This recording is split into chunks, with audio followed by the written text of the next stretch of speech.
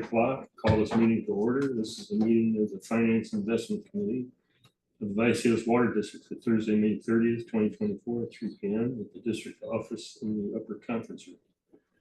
And I've had a request, well, first of all, is there any public comment? No, sir. No public comment, I assume. Okay, I've had a request to take the items for discussion out of order, so we'll start with the audit update. Okay, so I'll kind of kick it off, I guess. Good afternoon, everyone.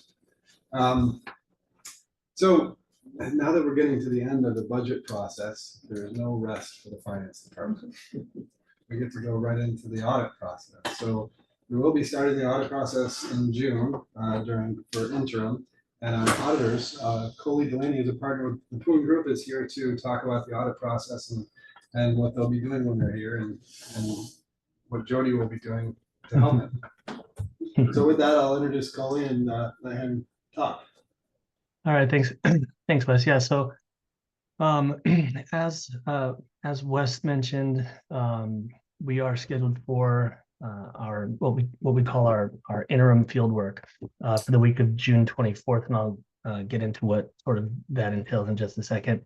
We do we break up our audit essentially into for the main part, it's basically the interim field work, year-end field work, and then the reporting and sort of wrap-up phase. But as of right now, we don't have a hard date on the schedule for the year-end audit, but that will be probably in the middle of September. We'll discuss that, I think, while we're doing the interim field work. But so essentially, when we do the interim field work, so what we had done, we use a secure portal site, and I've created a list of request items for the district to basically upload to get us started. So we uploaded that back in May. We also uploaded the list for the year-end audit back in May. So there's those lists are available well in advance if there's any questions on any of the items that we're requesting or anything like that. So it was during the interim field work. Basically, what we're doing is we're updating our understanding of the district's overall control environment, and we're also updating our understanding of the district's internal controls over what we consider to be the district's significant transaction classes. And so while we're doing that, we're also identifying key internal controls, and these are internal controls that would help to prevent, detect, or detect and correct a material misstatement before it makes it to the final trial balance for audit. So as far as what we've sort of identified for the district's significant transaction classes, and I'll sort of spell them out, but we have the financial reporting and budget control process, the revenues, receivables, and cash receipts process, enterprise billing, so how you're doing the billing process, procurement, expenditures, and cash disbursements. We also have payroll and related liabilities, capital assets, and investment purchases and sales. So what we will do annually for each one of these is that at a minimum is perform a walkthrough after we've identified any changes to the processes or anything like that, or any changes to to key controls. We identify who's responsible for what, but we will always do at a minimum do a walkthrough, and the purpose of that is to determine whether or not what you're saying as far as policies and procedures is what's actually happening. On a rotational basis, we will identify a couple of these significant transaction classes for actually to perform tests of controls, and that's where we'll select a representative sample kind of throughout the year, and we will actually test a minimum of 25 of these items in order to verify that the key controls that are in place and are operating effectively. So, as I mentioned, we do that on a rotational basis. So for last year's audit, we tested controls over revenue receivables and cash receipts, as well as payroll and related liabilities. So this year, what we're planning on doing is the enterprise billing process, and as well as procurement expenditures and cash disbursements. So these things, when we do these tested controls, depending on how many we test and the number of exceptions or whatnot, what they will allow us to do is to reduce what we consider the control risk over those significant transaction classes. And so that enables us to sort of rely on the internal controls, and we can do a little bit if the controls are in place and operating effectively, then we can do fewer procedures at the validation side. But again, we do those on a rotational basis when we do test controls in any given year. We are allowed to, unless there's major changes to the control environment or the control activities, we are allowed to rely on those controls in a subsequent year. And so that's why we rotate them sort of annually. So pretty much every 3 years, every single system will have been looked at sort of in depth on the, from the control aspect of it.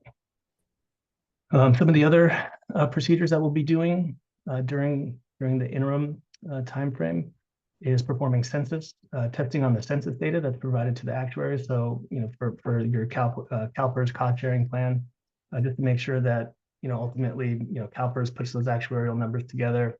But it's going to be based on some underlying data, and we want to make sure that that data that's provided to them is accurate, and same for OPEB. So we will be doing kind of a sample selection on those to test that census information. We will also update our understanding of the district's general IT controls. We will test journal entries. We'll also review the board minutes, and we will prepare the confirmations and attorney letters that we'll subsequently mail out to get responses from banks and regarding debt. And obviously, when we send the letters to the attorneys regarding commitments and contingencies and any sort of claims or anything like that we need to know about. And then one of the main things, sort of that interim time frame, again, I said was to really update our risk assessment. So risk assessment is we consider the inherent risk of a certain transaction class, also what we've come up with for the control risk based on our on the result of our control testing, and that sort of gives us an overall audit risk for those significant transaction classes, and we'll sort of give some insight onto what level of validation that we need to do at the year-end fieldwork. And then year-end fieldwork, as I mentioned, that'll be in September, and that's what everyone sort of thinks about as the traditional audit, where you give us the unadjusted trial balance, and we kind of dig through all the numbers and apply support and perform tested details on samples of transactions and stuff, and also do the analytical reviews and stuff like that as well. And then ultimately, when we're done with the audit, what I'm hoping for this year is to have a draft of the financial statements within 2 weeks of the end of field work. Again, that's provided that everything has been provided to us in a timely fashion. But we do anticipate that this being year 2 of the contract, that the audit will be much smoother. It's really, instead of kind of doing everything and documenting everything sort of from scratch, we're really just going to be performing.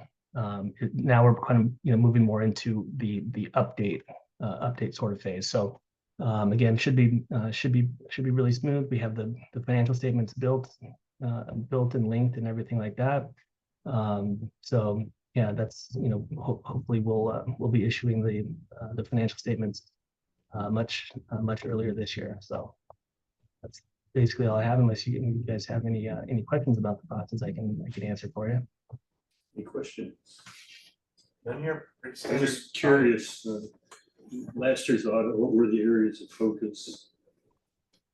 So again, I mentioned we identify significant transaction classes, and we will touch all of those in any given in any given year. But as far as ones that we really dove into on the internal control side, again, that was the revenue cycle and cash receipts, as well as the payroll process.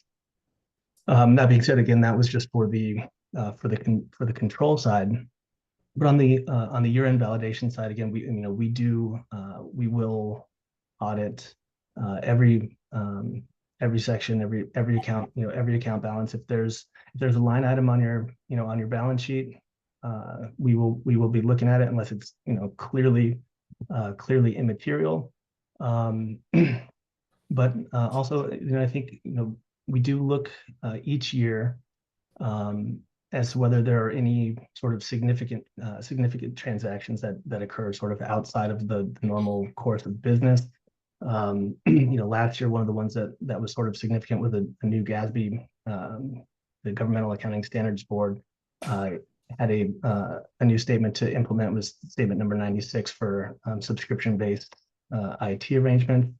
And so that was, sort of one, anytime there's a significant GASB to implement, that is all, that's definitely always a focus. The good news for 2024 audit is that there are really no GASB pronouncements effective this year that we actually have to do anything about. So that'll kind of take one piece of the focus away. But again, otherwise, so for this year, as far as tested control, I mentioned that we're going to be doing the billing process and the procurement and cash disbursement processes. Those will be during the tested controls that we're going to be doing during the interim timeframe. And then obviously I'll discuss with Wes and Jody, whether there was any significant sort of one-off kind of transactions this year, like a debt refunding or something like that. So, but otherwise everything will still will still be audited, and hopefully, and I think everything will be should be pretty really smooth this year. Great. Sounds like a plan. Thanks. Cool. Thank you. Thank you.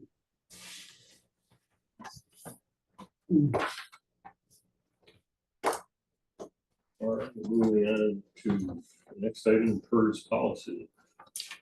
Got to open the presentation.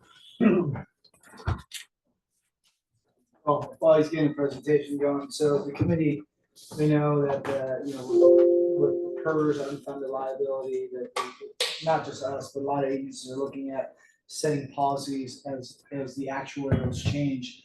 What do we want to do? Where does the district want to be? Because even if you're super funding one year, if PERS has a bad year, investments. Bounces back and forth. Yeah, and you don't want to overfund that policy because that's money that we can use for other things.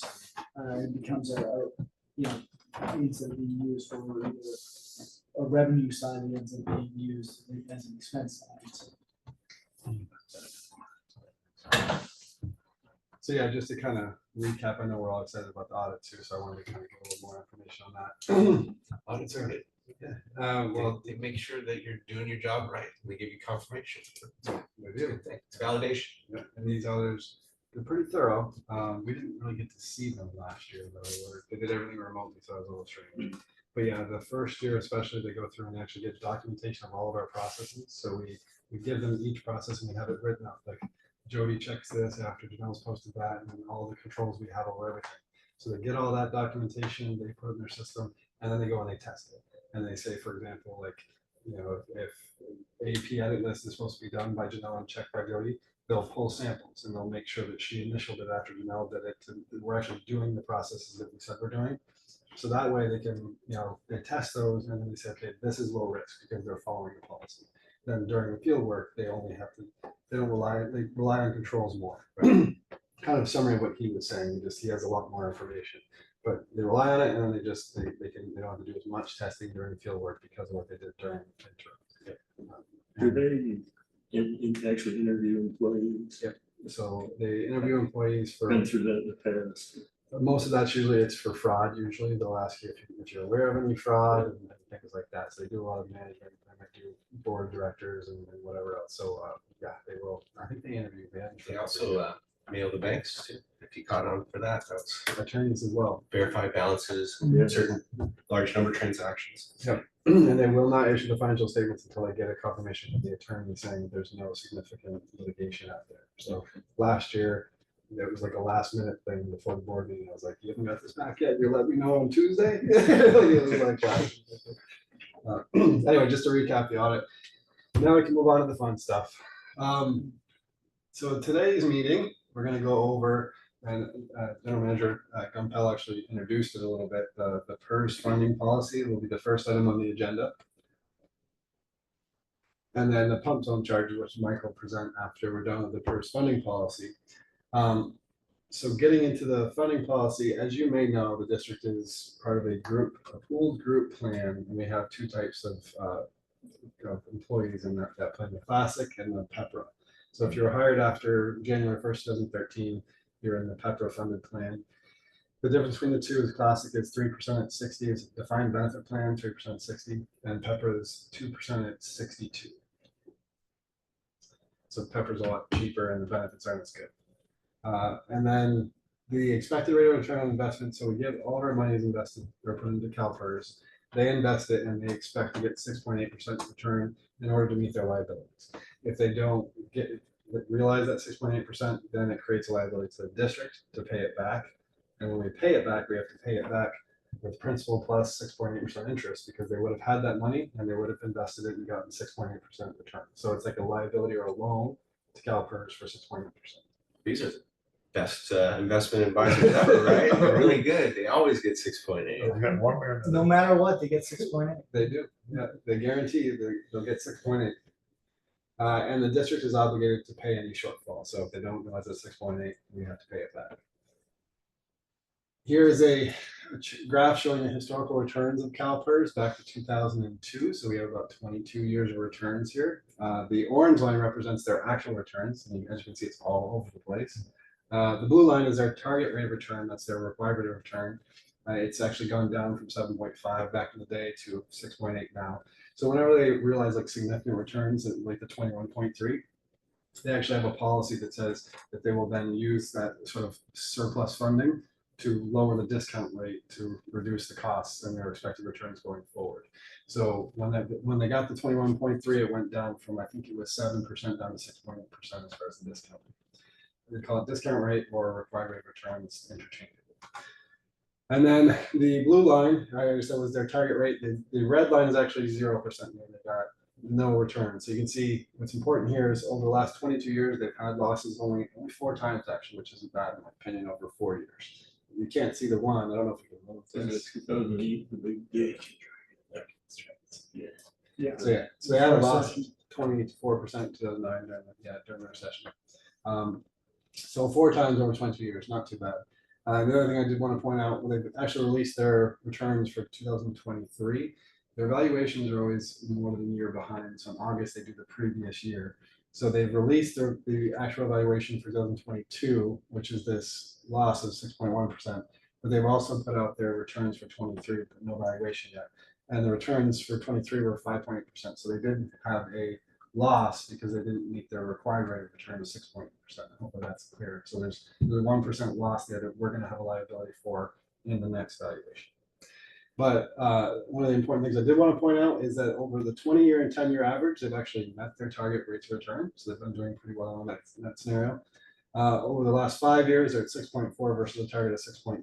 So they're not doing horrible, even though the chart is all.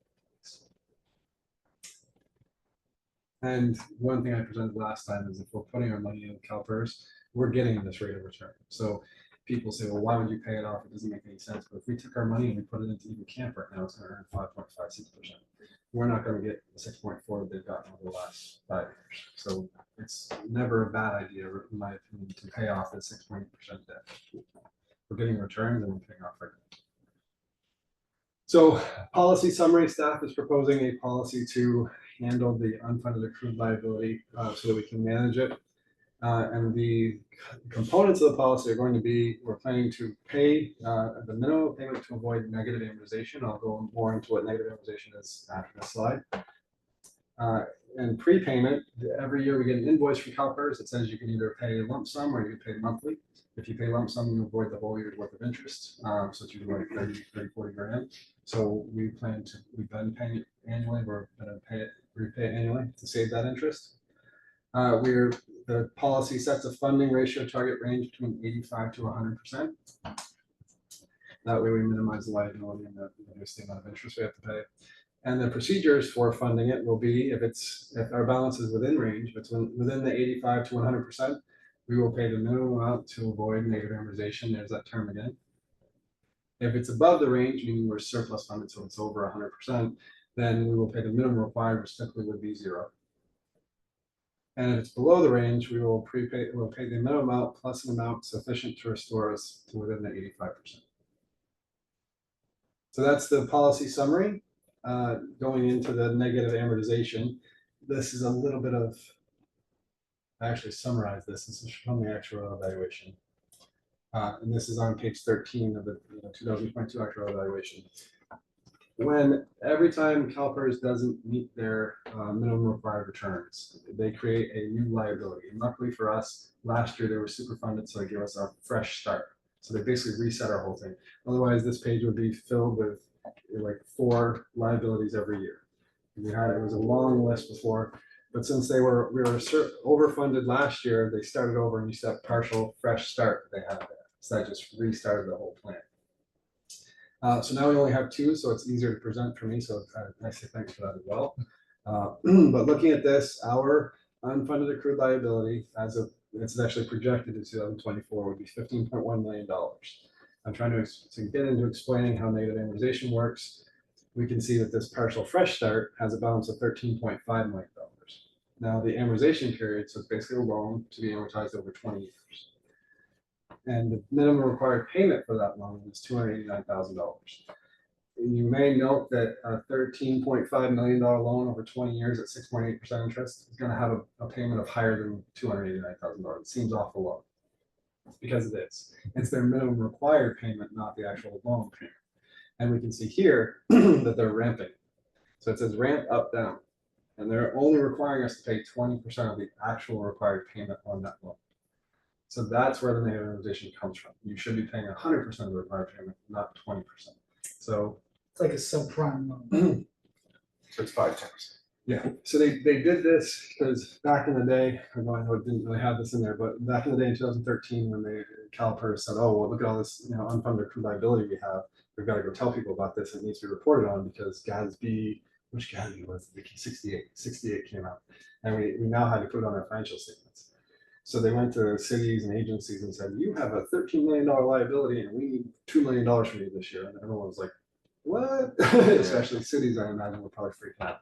So CalPERS said, well, don't worry about it. We know we're hitting you with this. We'll only make you pay 20% of the balance. So just pay 20% and you'll be fine. And everybody just started making the minimum required payments. Next thing, the credit card companies. Yeah, it's exactly what it is.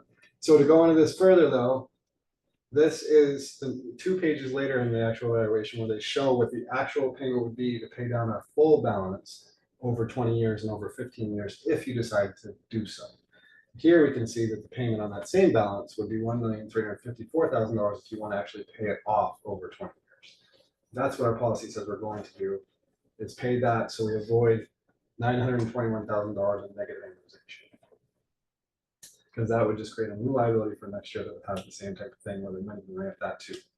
So is that equal to 5 times the 289? Roughly. So what I did actually just the 432 is a total payment. So the 289 was just on the 13 million. This one actually isn't ramped, but our required payment is here. So in the schedule, they show this 432.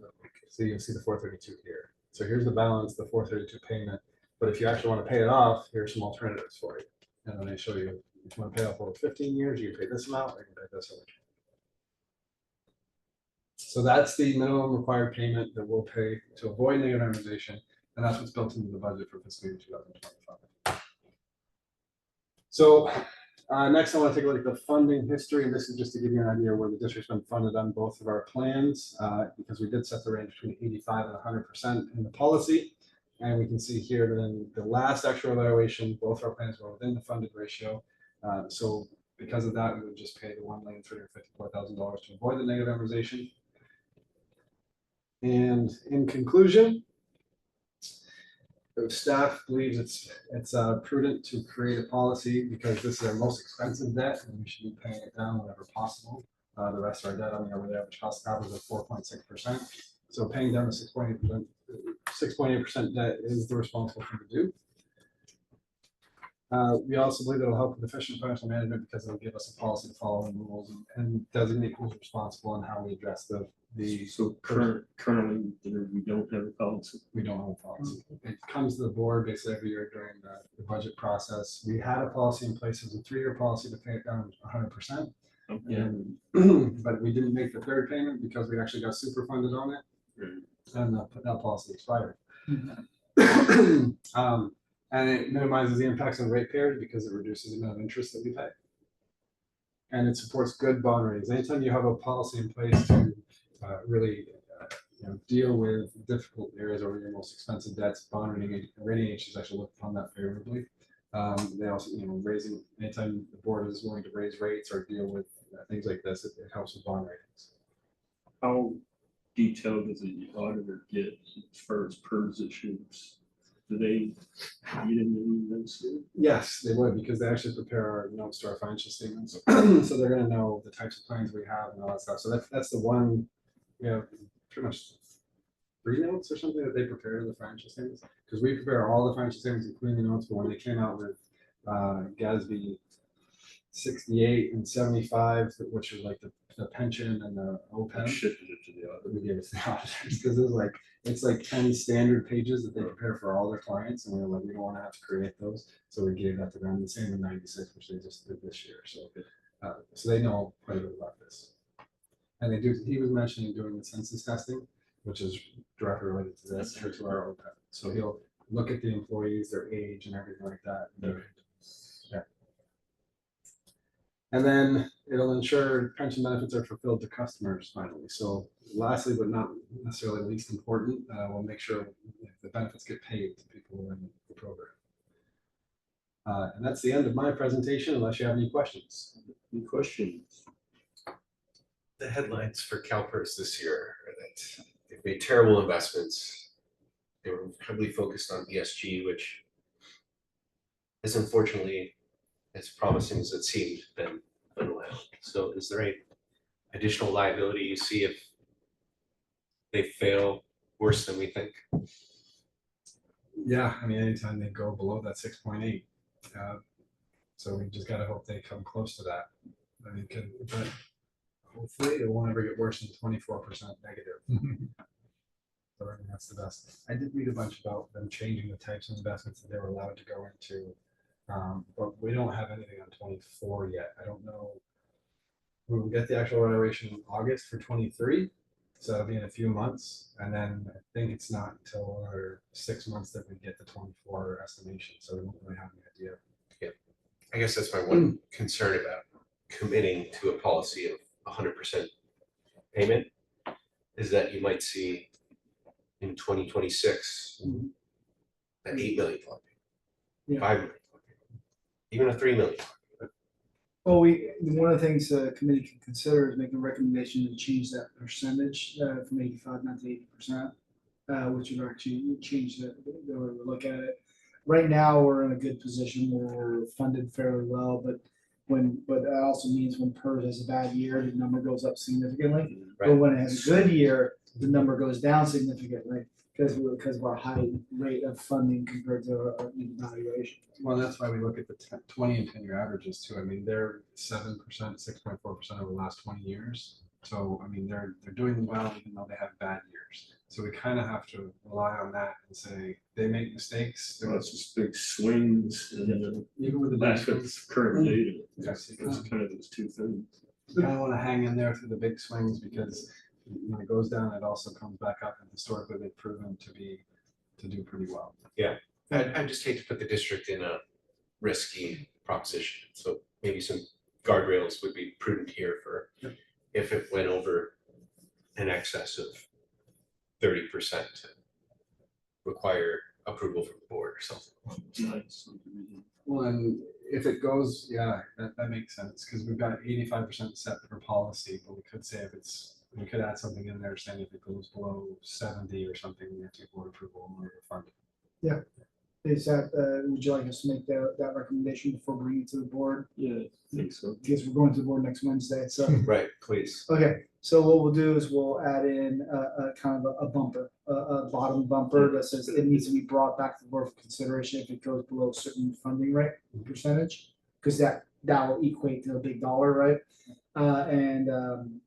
And we'll put that in to the staff report going to the board. I'll make a modification to that. Sorry, Anthony. And then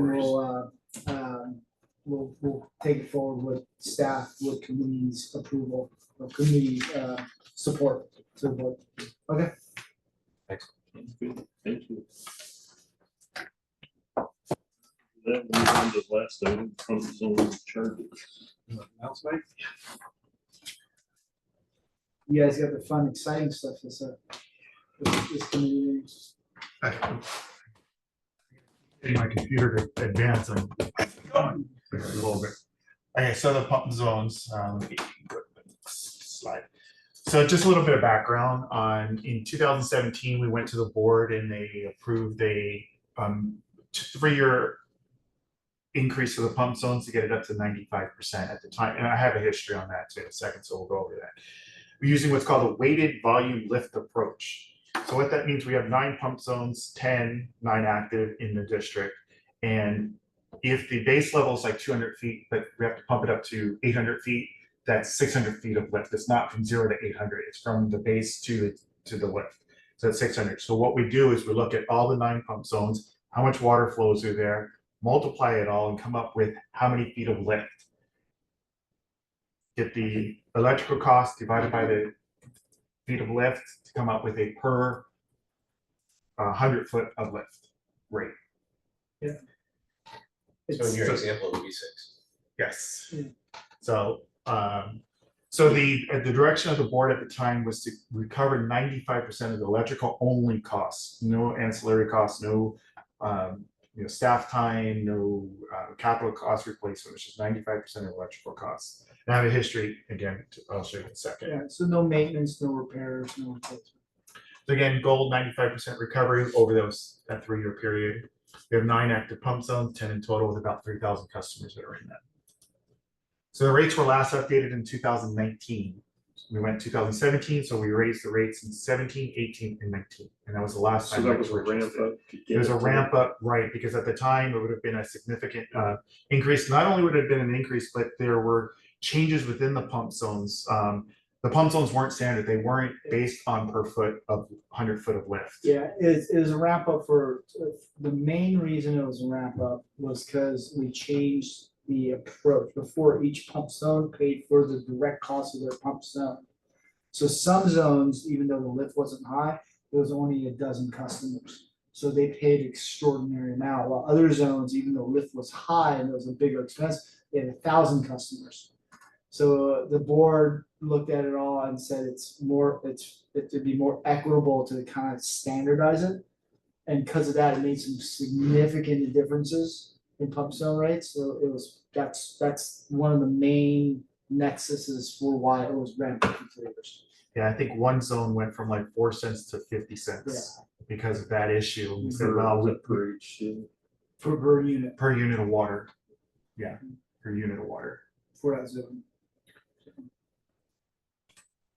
So since then, we did bring the discussion of the pump zones to the board, the board and/or finance committee twice in 2020 and 2022. But in 2020, we were in the middle of COVID. 2022, we were still in kind of an economic recovery for the people of the district. So it was, at that time, was asked to be tabled. I think I brought this up before, but we were also trying to sort out our new electric rate. Not only solar project. Correct, the solar project, plus there were some changes in SCG&E, the way they were doing peak, non-peak, and all this other kind of things too. Kind of complicated. Yeah, so there were a lot of things going on at that time. So the recurrent recovery rate, the bad news is that we're less than 50%, we're at 47%. Yeah, meanwhile, SDG&E kept on raising rates. Right. Yeah, we're getting back into the same situation. So no, you can't really see the map, but this is just kind of a map of all the pump zones. So most of the pump zones are in the northern part of the district and the southern part of the district. So there's 9, well, again, there's 10, but there's 9 that are active that have customers in it. So it just to be completely transparent about it, so Director Elthar, you got the Coronado Hills area, primarily. And Yeah, I then- think I was board president at the time that we did this in 2017. 17. We had full boardroom for at least 2 So, meetings. so there's 2 groups that came out the last time we did this was some of the people in Coronado Hills and some people in the what I call the Wolf Zone, Mhm. which only has like 9 customers, but they're all avocado farmers. And so basically Director Pennick has that north area and you have mainly the Coronado Hills. The areas that are in Director Boyd Hodgson is primarily almost all residential. It's 1,000 something, but it's, I don't know how many, but it's primarily residential. I'll have that number in a second. So she's Coronado Hills, or no, she's No, San she's Luis San Hills. Luis. San Luis Hills, sorry. So here is that number. So here are the 10 pump zones with, like I said, only 9 of them have active customers in it. There's a 3,000 customers and then the current rates. And the second I'll have what the proposed rates would be.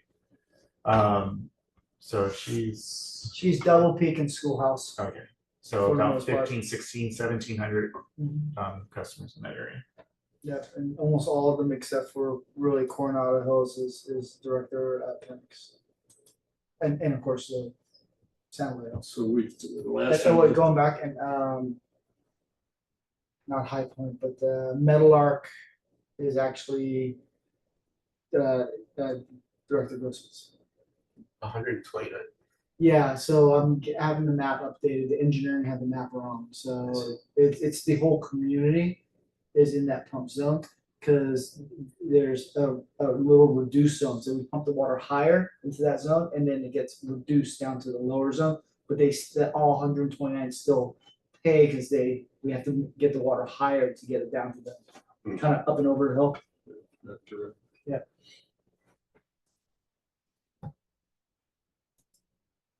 So here's just the history of the percentage of recovery that we've seen over the last 10 years or so. So back in the day, we were at, when we brought up the pump zone, we were recovering about 1/3 of the costs. So in 2017, 18, 19 is when we raised our rates. Unfortunately, a lot of things happened during that time. I'll show you on the next one. Demand decreased of water and SDG&E increased their rates. So I'll show you that on the next slide, I believe. Now, can you go back Oh, up? yep, a minute? sorry. So I like the numbers. Of the Oh, okay. Yeah. We went over this slide and I was like, I actually like to leave those numbers here because you can see cumulatively how much money we've lost by not fully recapturing the pump zone. Right. So what the, sorry, thank you, Wes. What this means is like in this year, Alternatively, it's not how much we lost, it's how much the rest of the Exactly. customers are had to subsidizing. absorb, right? So in this example, in this 56%, the 44% that we didn't recover is $273,000. So all the 22,000 customers would have to absorb that. So with our projection, if we are going to be fully recovered at 95%, obviously, it's a 0. Well, there's still 5%. Right, and I've taken that into account. 0% of 0% of the 5 of the 95%. Right, based on policy. Right. But you're correct. So I was talking about the demand in the pump zone has decreased over the last 10 years due to conservation, drought, and the rainfall. And also what happens too is approximately 1/3 of the SDG&E bills are fixed costs. So when you take that fixed cost, just like our own fixed costs, and you divide it by lower demand, that automatically raises the rates. Even if SDG&E did nothing to their rates, the rate would go up. So back in 2014 and 15, we had about 1 million units of water that were pumped to all these pump zones. And now it's about 728,000.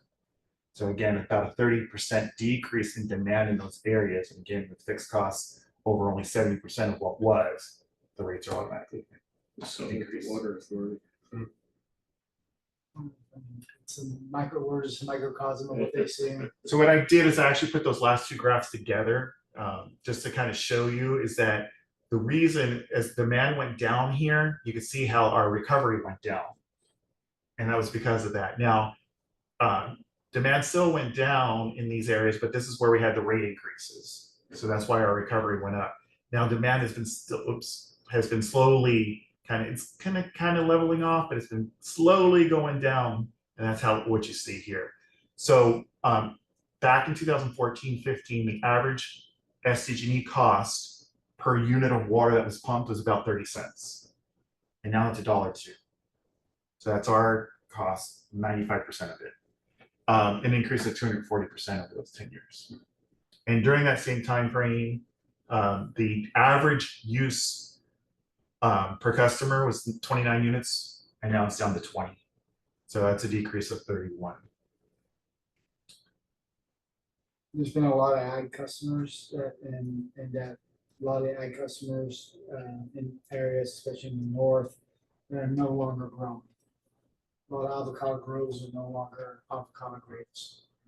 Yeah, and I can see it across the board, the demand. Single family residents, it's decreased by about 2 units of water. So I don't want to be disingenuous to the customers with that, but it's I think I mentioned shrinkflation last time.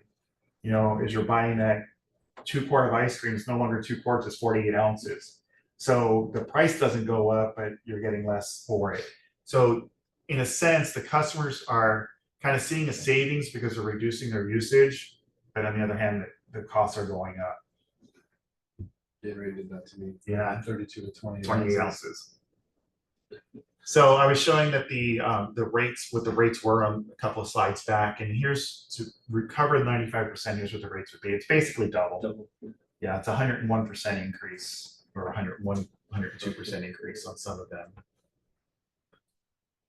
So what does that mean, the average customer? In a pump zone, as I was saying, it's an average of 20 units. So I don't want to confuse. I always use 13 units of water using 5/8 inch meter. But what I did is I dissected just this group of customers, these 3,000. Bigger meters. Yeah, bigger meters, the farmers, some agricultural stuff in there. So it's 20 units in this one. So I wanted to kind of make it the new average for this area. So with 20 units of water, their rates 180. Their full water sewer bill is about $189. If we were to implement the entire 95% recovery rate, their bill would go to $198. If we were to do it over to a 2-year period, if we would just kind of phase it in over 2 years, it would be half that increase to 193. Yeah, let me clarify one thing, but what we're going to be proposing is to try and keep up with SDG every budget cycle year. So that assumption means there's 0 rate increase from this. And I have an asterisk on there. Never mind. So yes, sorry, thank you though. You're always ahead of me. But yes. So the increase then would be $9 for the full phase in, about $9.40 for this customer, or 5%. Again, in 2 years, just half that, or 7 years, or 2.5%. And if we did nothing, obviously the bill wouldn't change with just the pump zones. Can you, I apologize, can you go back to the pump zone charts? So one of the things, it'll be disproportional though. So for example, the Meadowlark Zone 9 is actually it's 100% residential. Because it was put in for that community that's on top of Lake San Marcos. It starts with a V, or it used to start with a V, but because when I first started working at Vallecitos, I helped finish that pump station. And it's just for that one community. They're all just homes. So those homes probably use more or less probably 14, 15 units. If I had to guess, maybe 16. They're bigger, a little bigger homes. All the ones in Double Peak Schoolhouse, it's all residential. When you get into the other zones, Wolf is all ag. It's only 11 customers, but it's all ag. For example, Coronado Hills, you have a mix. You have less ag than you did in 2017, but it's a mix. Palos Vista, all residential. So those people will see that. Go back to your chart of costs. Those people will see that all the way down to percentage. That percentage increase that based on not instead of 20 units, it'd be more like based on 14 units or so and so forth. So it'll be less. While the ag customers, the bigger irrigation users, will see a higher amount. Just so because people may come in and say my bill's going to increase by $80 or $60, and that's because they're a big ad customer. A lot of other people say, "Oh, my bill's only increasing by $2." So, Yeah, and that's kind of an issue with kind of using averages and either using just straight dollar amounts or just straight percentage amounts, right? It could be 2%, but 2% on an $8,000 bill versus 5% on a $80 bill, right? So in totality, this is how it affects the district, you know, but for the individual customer, it'll be different. So directly in your area, you're looking at residential customers. In your area, you're looking at mix. Director Penix areas, you're looking at primary irrigation customers, and Director Boyd Hodgson's areas is almost 100% residential. So I just put down in words what some of that means. So with a full phase-in, revenues would recover the 95%. If a 2-year phase-in, and there's my little asterisk, you'd recover about 71% for the first year. It would leave you with a deficit of 172,000 in the first year. And if no change to the pump zone, you'd still be at the 47.5% with a deficit of 344 as compared to what's already in the budget. So Mike, how do we take into consideration the second year rate increase? So if we're doing a 2-year phase-in, we can't just do this year's. And then so that's why the asterisk would say a 2-year phase-in would still require an additional increase in year 2 with whatever that SCG amount is. So if it's 5%, it would be this plus 5%. So it's unknown at the time. So I couldn't really put it in there. So that goes to both of your points right there. That remind me, what percentage of the total pumping cost is electricity? Is it like half or So 70%? yeah, it's about 70-some%. 714,000 is the pumping electrical cost. We were prepared at the board meeting, we didn't bring it. And the total pump is about 1.1 million, 1.05 million, and Just on the water side? on the water side, right? And it does not include capital replacement. Right. I don't know what that number would be. Oh, okay, so I think. Oh, what's interesting is I said about the shrinkflation is I closed my computer, but I had the same graph, the same chart. I mean, 4 years ago prepared, and the average pump zone bill was $209. So from 5 years or 2020 to now, the bill's gone down, the shrinkflation. So it'd be, like I said, disingenuous for me to say, hey, we're lowering your bill.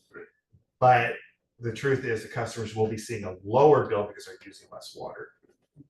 I talked to several other general managers on how they handle pump zone charges, and most of them do a direct pass-through based on what's budgeted through the budget cycle. And most of them do 100%, not all. Some of them do 100% plus maintenance, some of them do full pump station recovery. And so looking at some of the bills, it's kind of all over the board. There's no standard. Most of them collect for electricity, some of them collect for more. A few of them don't collect anything, but that's more rare, and that's because almost their whole district is a pump zone. So because they're where they're located geographically. Yeah, I'm all for ratepayer equity and one group not subsidizing another, but it's kind of a reality of things that have to deal with. I'd like to see us kind of ramp that in over time as far as recovering all the pump zone costs. Yeah, I mean, I would recommend not doing it all in 1 year. Right. It's a big increase. Yeah. But yeah, just real quick. So here's what I did 4 years ago. So it's 208 was the average bill, and now the average bill is 189. Yeah.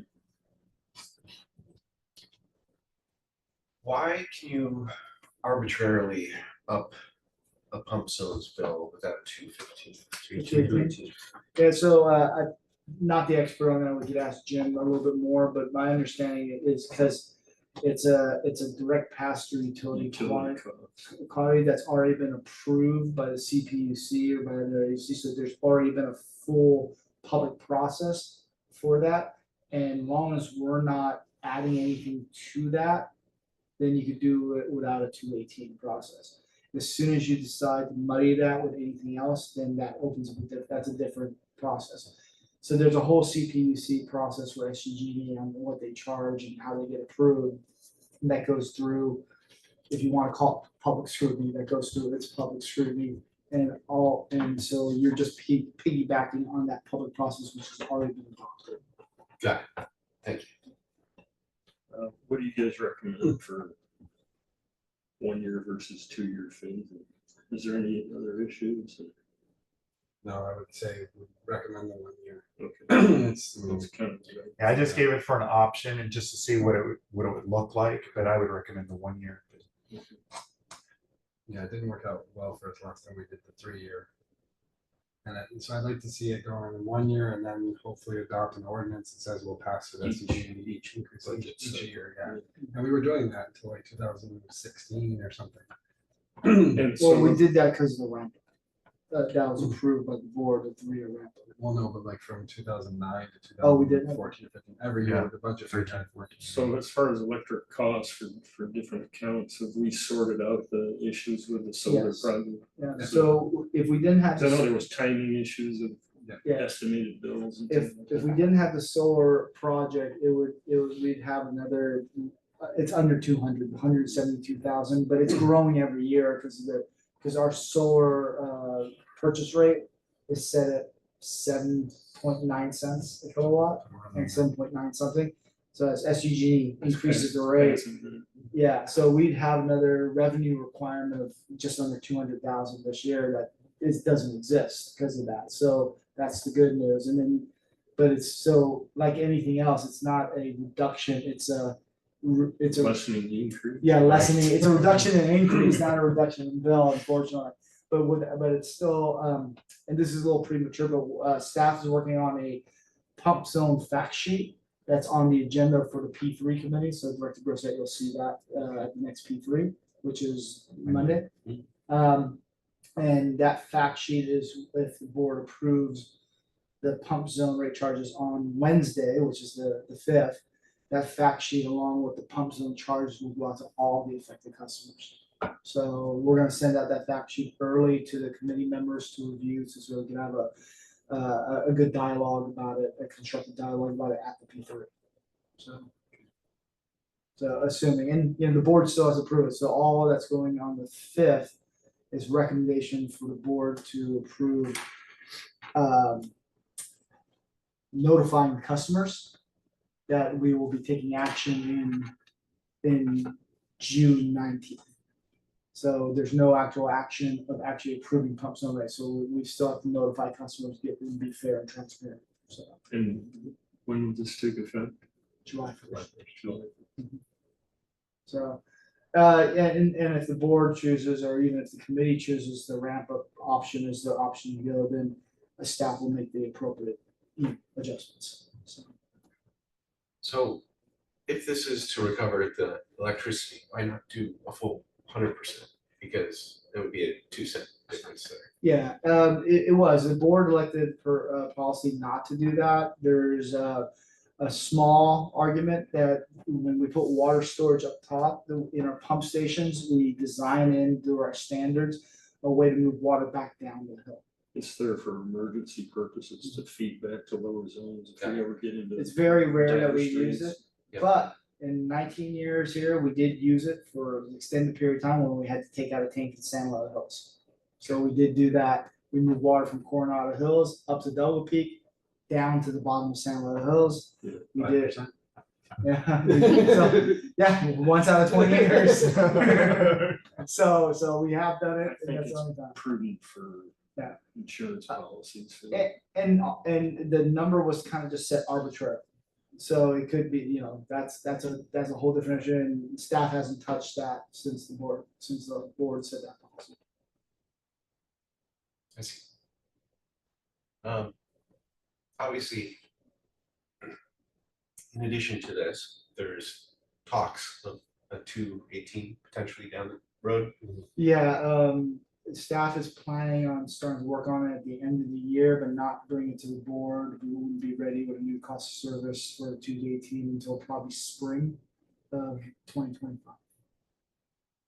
Got it. I'm just concerned for ratepayers, customers to experience 2 increases. So have you Yeah. gotten any word from the water authority I directly? haven't heard of It's down to 19%. It's the, 19. yeah, So I hear 18. well, there was 2 alternatives kind of brought forward to the last board meeting. One was an 18%, the other one was 19. The 18 had a higher risk CIP spend per year, and so the 19 had lower. We approved bringing the 19 forward to the next board meeting, but the city was adamant. They said, we will not accept either 18 or 19. So a lot of discussions going on right these few weeks before the next board meeting. City's 218 only has an 8.5% pass-through, so. So Stephen Whitburn, city council, San Diego City Councilman, who's on the Water Authority Board, one of the last speakers said, we won't accept the 19, we won't accept the 18. So he kind of threw the gauntlet down. There's got to be some movement. Yeah, so, well, I don't know what they're going to come up with. I mean, they've turned over every stone. They're just not collecting enough revenue. I mean, it's to cover the costs. It comes down to, I don't know what the city's. it's a different topic than this committee topic, but yeah, then that's one of the reasons we're not going to be making any 218 no's until next calendar year, because then all that will be set in stone. The other thing that staff is concerned about is, next calendar year with a potential of a large 218, hitting customers with a pump zone charge next calendar year plus a large 218. It's going to be multiple hits, so it's spreading it out. It seems like the lesser of two evils, although they're both something that staff does not want to do and does not look forward to doing. So definitely I don't know what's going to happen. didn't want to do this my first year as GM. So the other thing is, since we talked to a nice lady who runs the investments now, interest rates have only gone up still. And why not throw another 10 million into Camp or Lake or whatever's making us 5.9% and try to make up for that 250 grand net? Yeah, the problem though is we'd have to sell investments and take a loss. So we have an issue of losing money there and it would lower the rate that you're collecting from Camp net of that loss. So we could do the maturities though. We have maturities coming in over the next year of like $16 million. So rather than have them reinvest that, we could put it in Camp. Again though, Camp is short term. So I know. So we're putting everything into a risk. Well, Whereas right now we moved most of our liquid money out of Lath into Camp already. I see the transactions. yes, Life's only got like 7 million in it. Camp has I think 60 million or 50 something million dollars. So and the investment pool is 53 million. So the majority of our money is already in Camp. Yeah. I mean, realistically, it should all be in what's making the most 5.8% or whatever it is, right? And then like slowly a little bit should come in out of that into these laddered bonds that are making 6.8% for the next 10 years. But well, it's easy to make fast money. We should be making fast money. Just you have to determine when you take it out of the fast money. I know. That's why. And don't miss the long term windows. Right. It's all a balancing act, but I would much rather make money in creative ways instead of asking customers for more money right now. Yeah, our biggest thing is we have to protect our principal. So we have to say, okay, we can't, we have to keep that principal there. And if we could earn 4.5 over 5 years, then because the 5.6 isn't going to last for 5 years. Sure. It may keep going up short term, but I just want to make sure when we get there that we can lock in that 4.5 for 5 years if possible. Which is still pretty good. Right, if we can do it, because remember back in 2007, should have, would have, could have. I had all my money in my savings account. It was like 5 to 5.5. I'm like, yeah, and then that went to nothing really quick, and I was like, darn it, I should have bought a CD. But and then on the flip side, we still are not meeting our policy objectives of 95%. So I mean, obviously the board could change that policy objective also on that pump zone rate. So that no matter what, there's going to have to be some action on the pump zone rate. So we've kind of stuck our head in the sand since 2019 on this. And SCG. To be fair, I mean, there were some pretty extraordinary events. Absolutely, yeah. I mean, a global pandemic. So yeah, it's definitely not pointing a finger. It's just SCG just kept on marching up. So I guess they didn't care there was a global pandemic and pulled their rates down. So. But yeah, not to switch back to investments because it's not covered here, but I will be seeing Deanne June 5th or June 9th when I go to the GFLA conference. I can call her before then too. But what I want to do is like stress to her to keep her sort of nose to the grindstone and keep her eye out for when she thinks rates are going to be coming down and really coming down, not just we're going to do 4 cuts this year. And that way we can take like the county pool money, put it in the camp and leave it there. And then if she says, because that's their job, they should be coming to us and like, hey, we need to get this out now and put it in those long-term 4.5 so we can move it over and get into investments. Realistically, it's gonna happen in October, because what Elections. makes a president look good? Yeah. Everyone's Elections, doing well, yeah. so that's when it's likely going to happen. That doesn't give us a lot of time. Doesn't give us a lot of time, but you know, those 4 months is money in the bank. So with the pump zone charges, these aren't like happy subjects, and I understand, if the committee needs more information, discussion, or questions, we are looking at, as far as schedule, going through getting the public information portion of it set up at the P3 committee, as far as the fact sheet and everything else, and then board committee willing, taking it to June 5th, June 5th, for just consideration to put out the public information. So it's not an action. The action is on the 19th. So it's not actually a public hearing, right? It doesn't require one for that. So yeah, the action's 19th, so it's just an action. If you go back to your chart of over the years, Oh, I think I screwed this up. We've never collected 95%. Never got close. We got No, the never 60. No.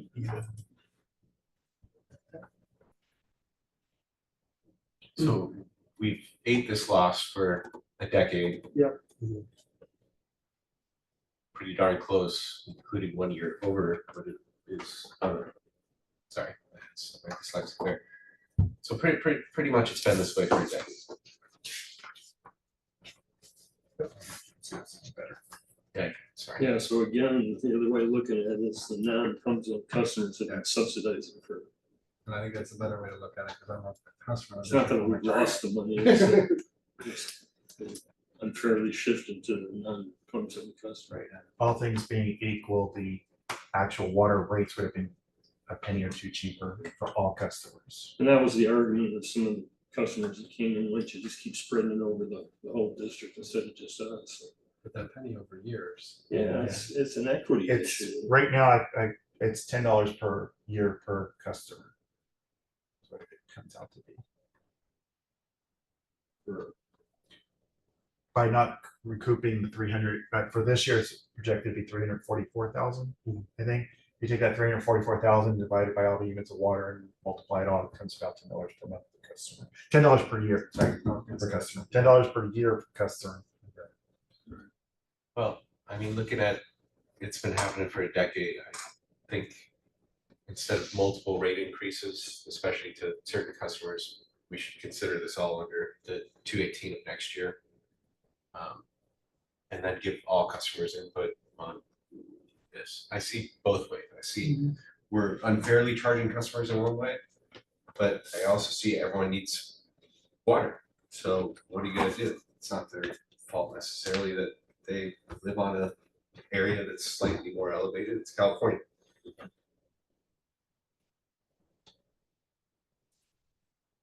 It's at the committee's pleasure. We could, with the committee's recommendation, it could be an item that does not go to the board with support, or it could be an item just for discussion. We could definitely change the recommendations.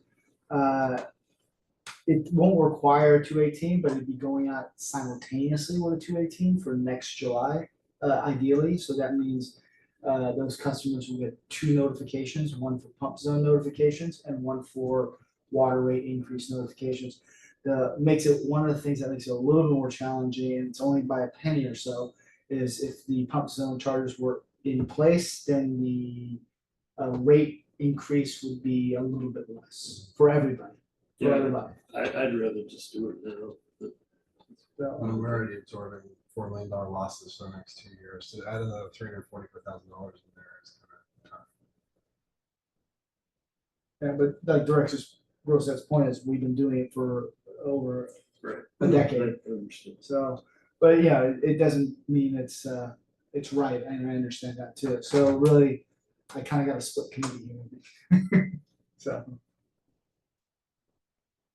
So we could, the other thing we can do is just bring this to the board, for discussion, without a committee recommendation, if that's what you guys prefer. And then the board can have a healthy discussion That's about it fine and with the me. direction. Fine by me as well.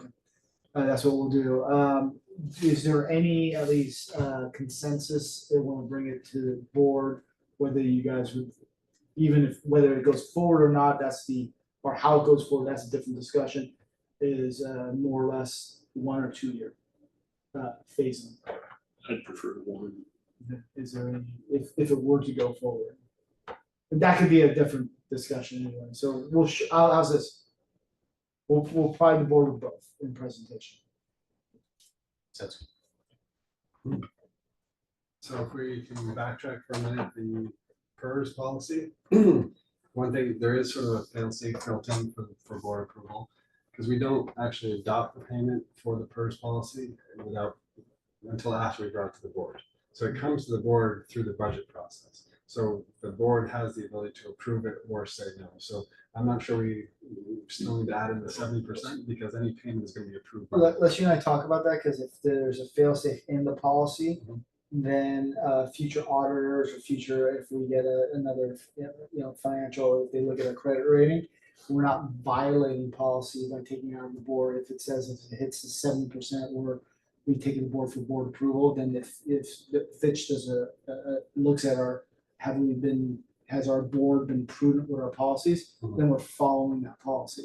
While if the policy says 85%, and then it goes down to 70 and we don't pay that 15%, we may get dinged because they say, hey, you guys didn't follow your policy. Let's discuss that and make sure. So. All right. Is that it? Anything else? That was robust. Good discussion. All right, well, with that, we're adjourned. Thank you, everybody. Thank you.